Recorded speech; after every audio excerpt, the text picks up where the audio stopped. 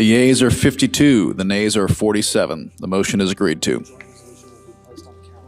The joint resolution will be... The U.S. Senate voted 52 to 47 to advance a war powers resolution intended to limit President Donald Trump's ability to take further military action in Venezuela without explicit congressional approval, a rare bipartisan rebuke sparked by his recent military operations in Caracas and concerns about unilateral use of force. 5 Senate Republicans, Rand Paul, Todd Young, Lisa Murkowski, Susan Collins, and Josh Hawley, joined all Democrats in backing the measure, but Trump has threatened to veto it, arguing he has broad authority to act in the Western Hemisphere and could oversee U.S. control of Venezuelan oil for years. At the same time, Reuters reports the Trump administration has been considering controversial ideas regarding Greenland, including offering lump sum payments of roughly $10,000 to $100,000 to each of its roughly 57,000 residents to incentivize support for secession from Denmark and closer alignment with the United States, an option discussed alongside other approaches because of Greenland's strategic and resource significance. Danish and Greenlandic leaders have firmly rejected any notion of sale or annexation, and European allies have emphasized that only Denmark and Greenland have authority over the island's future. Renee Nicole Mlin Good, whose name has become central to growing public outrage, was a 37-year-old mother of 3, a poet, a writer, and a woman who had only recently begun building a new life in Minneapolis. Born in Colorado and a U.S. citizen, she had no known criminal history beyond a minor traffic citation, and those who knew her describe her as devoted to her children and deeply expressive through her writing and art. On her social media accounts, she openly identified as a wife, a mom, and a poet, sharing reflections about creativity, family life, tattoos, hairstyles, and home decor, while also posting photos that show her smiling warmly, sometimes holding one of her children close to her face. She had moved to Minnesota from Kansas City, Missouri, just last year and wrote online that she was experiencing Minneapolis, signaling both curiosity and hope about her new surroundings. According to her former husband, who asked not to be named out of concern for their children's safety, she had dropped off her 6-year-old son at school on Wednesday morning and was driving home with her current partner when they encountered ICE agents on a snowy Minneapolis street. Video recorded by bystanders and shared on social media shows an ICE officer approaching the vehicle and fatally shooting her, a moment that has since sparked national anger and grief. In the aftermath, critics and family members have accused the federal government of attempting to tightly control the investigation, pointing to statements from Homeland Security Secretary Kristi Noem indicating that Minneapolis authorities would not have jurisdiction over the case, a stance that has intensified concerns about transparency and accountability. As more photos and personal details about Renee Nicole Mlin Good continue to surface, many say they serve as a painful reminder that behind the headlines was a real person, a mother, an artist, and a newly arrived member of the community whose life was cut short.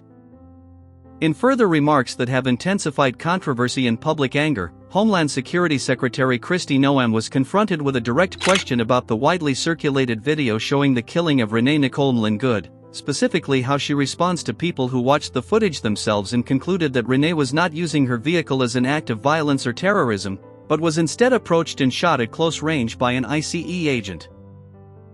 In her response, Noem firmly rejected that interpretation and claimed that the vehicle was used as a weapon, stating that it struck an officer, placed his life in jeopardy, and was employed to carry out what she described as a violent act, asserting that the officer fired his weapon to protect himself and fellow law enforcement personnel. She emphasized that the incident would proceed through standard use of force review procedures and cited broader statistics, arguing that vehicles have been used hundreds of times to ram officers and cause serious harm, framing the shooting as a justified response to a perceived lethal threat. Critics, however, say her comments ignore what is visible in the video and reflect an attempt to control the narrative while federal authorities retain exclusive jurisdiction over the investigation, fueling accusations of propaganda, lack of accountability, and institutional cover-up. The remarks came amid growing national scrutiny, protests, and demands for transparency, as many Americans question how a U.S. citizen, a mother of 3 with no serious criminal history, could be killed in such circumstances and then have the incident immediately framed by officials in language that labels the encounter as violent aggression rather than a fatal use of force by federal agents.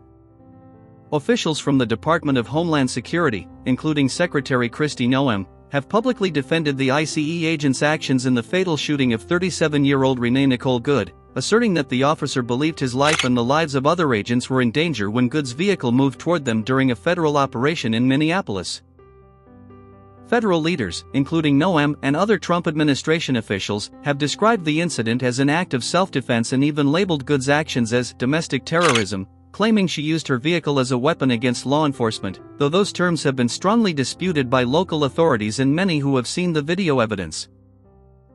In press exchanges, when asked why state investigators were excluded from reviewing the case, Noem argued that Minnesota investigators had no jurisdiction and shifted blame onto local enforcement for broader issues in the city, while insisting the federal review follows standard procedures. Minnesota state officials, including the governor and mayor of Minneapolis, have sharply criticized that narrative and argued that the FBI has taken over the investigation, limiting local access and transparency, which has amplified concerns about accountability and fairness in how the incident is being handled. Video analyses and eyewitness accounts have raised questions about the official description of events, with some footage appearing to show Good's SUV moving away as the agent fired, and few visible signs that officers were struck or harmed, intensifying public and political dispute over the administration's characterization of the shooting. Good, a U.S. citizen, mother of three, poet and writer, had no significant criminal history and was not a known target of the operation, and her death has sparked protests, official condemnations, and demands for a thorough, impartial investigation. In the aftermath of the shooting, senior administration officials continued to present a unified front, insisting that the IC officer acted according to training in self-defense, with Homeland Security leadership stating that everyone involved is on the same page that the killing was justified, even as calls for an independent investigation grow louder.